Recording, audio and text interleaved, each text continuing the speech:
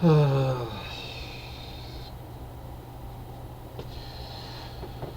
I just saw Baron Blood, the torture chamber of Baron Blood, or whatever the hell it's called, uh, with Joseph Cotton and Elkie Summers.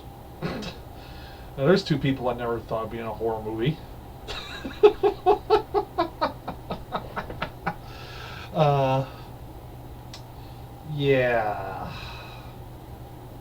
Part of me loved this movie, but another part of me was like, the fuck you, movie, for trying to think this is like some 70s freaking TV show in the beginning of the movie, or some cheesy 70s movie opening, because that is the worst horror opening I ever saw in the beginning of the movie. I mean, I get why it was like that. It's the freaking 70s. You had to open something cheesy like that. It's a 70s movie cliche, I know. I mean, Dracula 1972 had the same freaking problem. And so the last one, what was that one? Christopher Lee. See, that's one problem with Christopher Lee's last Dracula movie. It's so goddamn forgettable.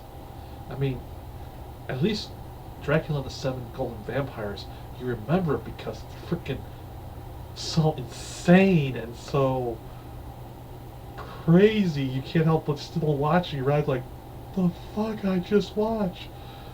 Well, Christopher Lee's last Dracula movie is just so damn forgettable, sadly. It's like, you forget. I mean, it's just, it's sad. But anyway, I'm not tired of talking about that. I'm talking about Baron Blood.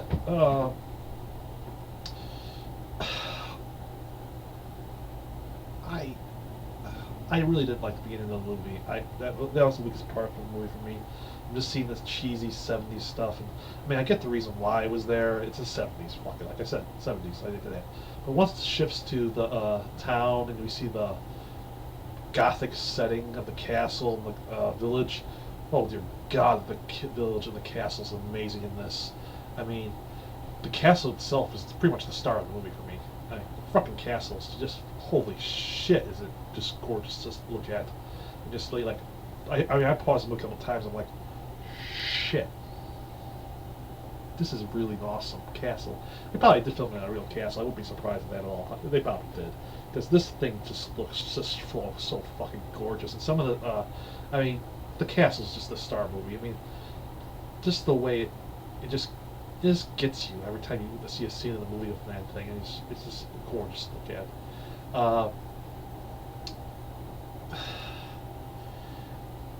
Another part, I mean, this was straight up horror cliche after cliche. That's the one problem I would say about the movie. It's another negative again, but it's a horror movie. Straight through and through. It just follows all the freaking beats. I mean, you have the ancestor who pretty much is like, oh, I'm an ancestor of a horrible person. Oh, I found this resurrection thing. If I say it, my ancestor will come back alive. Fuck it. Let's just keep on trying it until we see what happens. What the fuck, man? What would you fucking expect that this is gonna happen? You're just tempted fate here to say, I'm just gonna start reciting this stuff till something happens. What the fuck do you want? This guy was a monster and you want him back in your life? What the fuck? I'm surprised this guy survived the entire movie. That pissed me the fuck off. I kept on thinking, okay, this guy's gonna die. This guy's gonna die. End of the movie. Holy shit, he survived. This has me thinking about Green Inferno again. It's like, fuck, why are the fucking characters I hate the most surviving these damn movies that I hate? Ugh, it pisses me off. But yeah, that was another thing against that, strike against it. And then the fact that it was so telegraphed who the fucking Baron was and his human guys. It was like, the moment I saw the character, I'm like, oh God, he's the fucking Baron, he's the fucking Baron.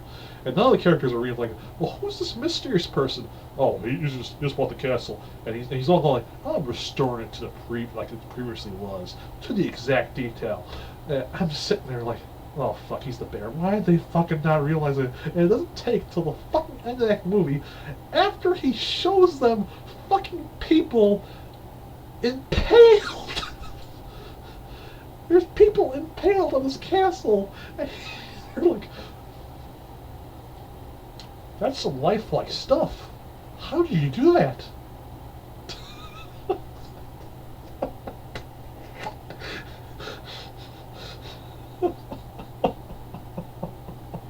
I'm doing it again. I'm face palming again because that's. I couldn't believe the stupidity of these characters. Oh God. Okay. I mean, just to see some of that was just like, oh God.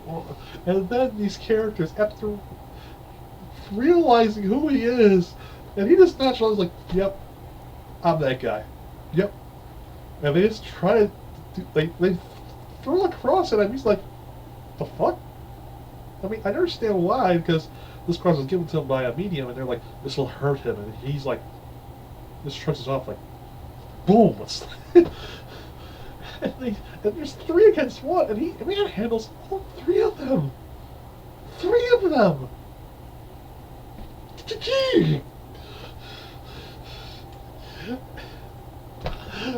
But then it gets better. I mean, then suddenly, if you get a little bit of a flash forward, the female character played by Ellie Summer somehow has her clothes half ripped open. I'm like, what did I miss something? I skipped back, like, did I miss something? When did this happen? I don't remember this happening before. I fast forward, okay, she gets knocked out. When did she get her clothes ripped off? I don't remember a beat for this. And then all of a sudden, then we see another character, the older guy. He's like, okay, nothing happened to him.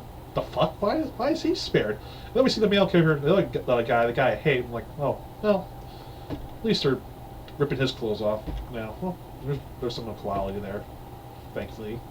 Why is he still alive? The guy so deserves to die for what he did. Anyway, yeah, Baron Blood. I mean, another good thing I like about this movie, I mean, it does have some horrible. When it goes cliched, it goes horribly cliched, which is why I just couldn't help. You'll end up face bombing some of the cliches in this, but I will say this for the movie: it has some great death scenes. I think my favorite one of the whole movie is probably the Iron Maiden scene where he knocks out this guy, drags his body, and then basically throws him in the Iron Maiden. The guy wakes up just as he slams the door shut, and the way it's directed and cut is just so, ooh, it gets to you. And there's another death scene. There's another. I don't understand the logic in it all, but this castle, throughout the movie, we see the castles. It's basically totally medieval looking. It has medieval stuff to it. Yet it has a Coke machine. Of all the modern products, doesn't have a TV set, doesn't have a phone, doesn't have anything electronic, but it has a Coke machine. At least they have their priorities straight. But anyway, there's a kill in there where this guy's getting a Coke. I shit you not. He's looking over his stuff. He's like, well, let's go get a Coke. And the Baron's right behind him. He's getting this Coke, and the Baron just starts strangling him. And you're like, oh, what the fuck? What's he gonna do? Shove a Coke bottle or can in his mouth or something? No, he does that pretty much the Dread trick, where pretty much he's chokes the guy, bangs his throat, then just for an extra matter, because it's a horror fucking movie, he goes overkill, snaps the guy's neck. You just gotta love that. But oh god, this movie. I wanna, like I said, I wanna like it because there's some great parts to it, but there's a lot of cheese to it. I mean, and the cliches. Oh god, the cliches. Ugh. Oh, these cliches. I mean, they're just so overwhelming. I mean, I'm trying to look over them because this was made in the 70s.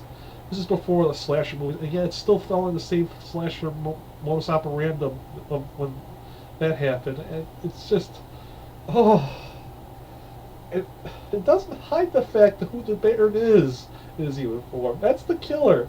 I mean, it would have been more freaking hilarious if it was played by Vincent Price or freaking Christopher Lee. Because you know who he is.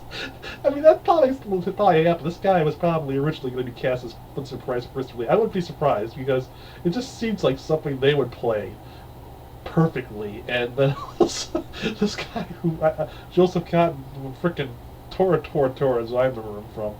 I just can't. I couldn't remember him from as Tora as the Secretary of War in that movie. I'm like, okay, so when's it going to show the cabinet where all the tree of the branches of government who know for communication, and he never happens. Like, oh, ah. But yeah, this movie is just wow. Okay, and Elkie Summer is still Elkie Summer. You can't fault that. I like looking at Elkie Summer. She's a crush, my '60s crush, and she still looks good in the '70s. So I'll forgive the movie for the fact that they fast forwarded through that just to see Elkie Summer in very scantily looking clothing, and at least they also had equal opportunities when having the male having a scantily clad in the end of the movie. I'll give them that, but that's true. There are equal opportunities scantily clad people in this movie. Another thing that was like a what the fuck is at the end of the movie, like the actual climax. I'm like, how the fuck, what the, and somehow again, what is it this year? All these zombie movies. So many fucking zombie movies. This movie, at first it was like, okay, he's a reanimated corpse, but he has a mind of his own. Okay, I'll give him that. He's like Dr. Fives in all the ways. But then it just takes this turn where, I mean, it's an interesting turn that his own undoing is the fact that he's killed so many people in this movie that they come back to life and just pretty much kill him really badly. And it's a really chilling sequence, too, at the end of the movie, because basically the three protagonists walk out like, the fuck did we just go through? And Elkie Summers, I don't know what the hell happened to her character. She just goes nuts at the end of the movie. But then you have this character, who I'm assuming is the witch, that cursed the Baron, because of the voiceover. And holy shit, is that creepy as fuck. I mean, her laugh is like, the fuck? But Baron Blood is just a movie where I want to hate it, but I also kind of love it for its thing. I mean, it's not like what I like about Requiem of the Seven Golden Vampires. I mean, that's just insanity at its finest. I mean, that's Hammer Horror with Shaw Brothers. You can't replicate a formula like that. This is like, holy shit.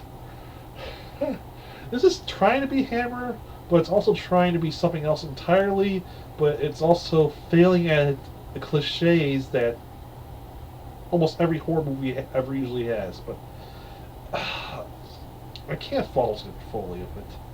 I just can't help but laugh at the scenes of the human character in the disguise of the Baron, because it's just so over the top. You're like, you're sitting there again watching this, and you're like, he's the Baron. Why aren't they realizing this? Why are they all stupid? But yeah, Baron Blood. This is schlock, but this is something you watch with your friends who want to watch bad movies. This is what I'm probably watching with I see my friend Jordan. He will love this movie. I'll probably have to show this movie to him, because this is just something he would appreciate as much as I would of this. I know a couple other friends of ours probably would too. So I might pass this movie on as a curse to them. So, yeah. You're in for something from this, all my friends, because I'm probably going to show you this movie and you won't escape its cliches as I haven't. And its cheesiness. So yeah, Baron Blood, wow. I can't believe we're almost at the tail end of my this run already. Only got 2 more movies left. I got Hush and Phantasm 5. Shit. This went fast. Hell, I went overkill a little bit. I started a little bit early. That's the reason why this one's a little bit late. I was like, wait, shit, I got 1 day ahead. How did that happen? Anyway, yeah, so tomorrow, Hush. Which I probably won't be doing because I'll be talking instead of being silent. Anyway, so that's my review of Baron Blood. Wow, I might ramble on for 14 minutes of this shit. That's what happens when you get a movie like this. You can ramble on for so much about the fuck you just watched. So yeah, that's what the fuck I just watched, and I'm sorry for the 15 minutes of just me ranting and raving of this lunatic, crazy movie that I just watched. So there you have Bear and Blood. See you tomorrow, folks.